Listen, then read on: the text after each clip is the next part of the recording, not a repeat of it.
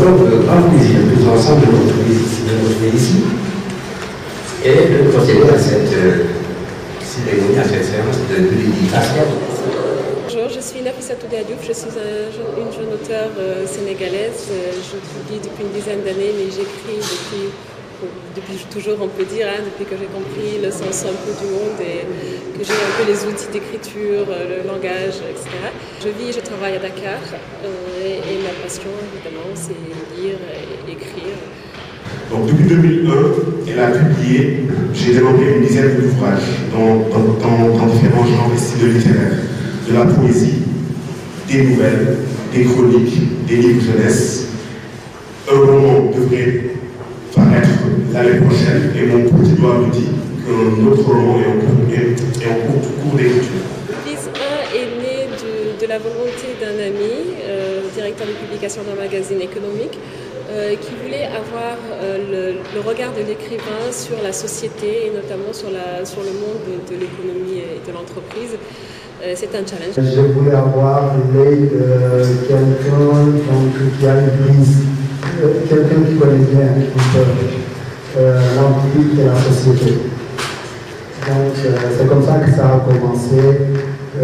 Au départ c'était religieux et finalement c'est finalement institutionnalisé, je veux dire. Cette expérience-là, je dois dire en grande partie grâce au public, grâce aux lecteurs.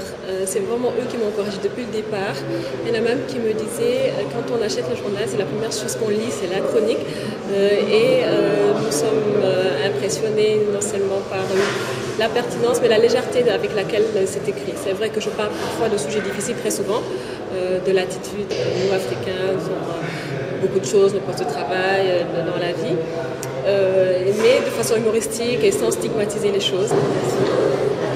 Je voudrais donc dire qu'avec Nafissa Toudé, la littérature sénégalaise peut envisager un très bel avenir. La littérature, c'est ma respiration, c'est ce qui m'accompagne au quotidien, c'est toujours pas loin de moi. Et quand je pense par la littérature, c'est toutes les choses qui sont autour du livre, que ce soit l'écriture, mais avant ça, et surtout la lecture. Je suis une grande lectrice depuis toujours. D'ailleurs, je pense que c'est l'un à amener l'autre.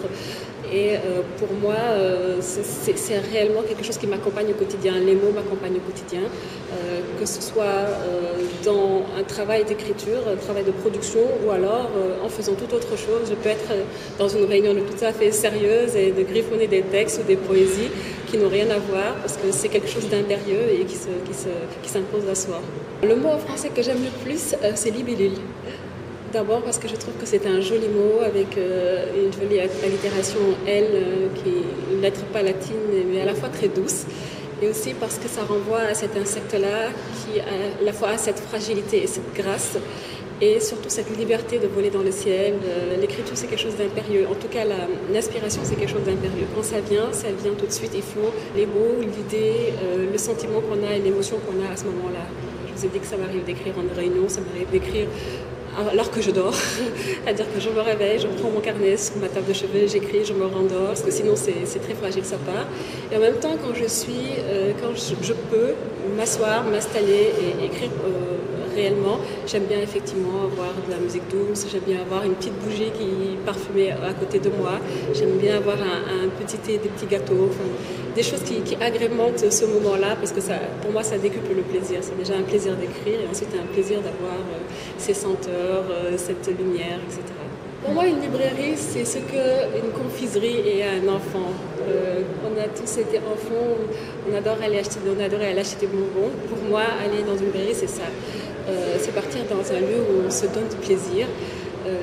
Et quand je pousse la porte d'une librairie, c'est pour butiner, c'est pour aller chercher ce que je ne connais pas encore.